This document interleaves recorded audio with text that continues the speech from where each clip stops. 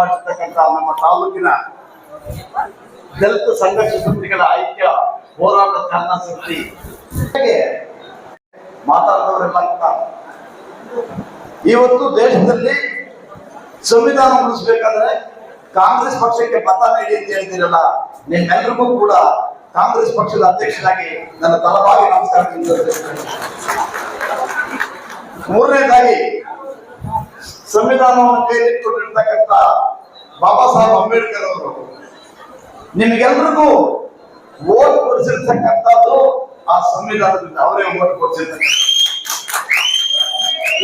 Vote ಇರಲಿಲ್ಲ, vote ಕೊಡಿಸಿದ್ದು Baba Saheb Ambedkar ಅವರು.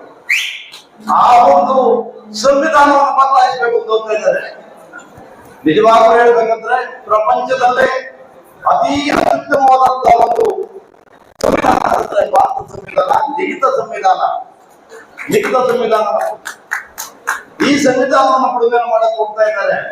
ಅವರಿಗೆ ಬುದ್ಧಿ ಕಲಿಸಬೇಕು ಅಂತಂದ್ರೆ ತಾವುಗಳೆಲ್ಲರೂ ಕೂಡ ತಮ್ಮ ಪವಿತ್ರವಾದ ಘನವಾದ ಮತವನ್ನು ಕಾಂಗ್ರೆಸ್ ಪಕ್ಷಕ್ಕೆ ಕೊಟ್ಟು, ಕಾಂಗ್ರೆಸ್ ಪಕ್ಷ ಭಾರತ ದೇಶದ ಚುಕ್ಕಾಣಿ ಹಿಡಿದಾಗ ಏನು ಸಂವಿಧಾನವನ್ನು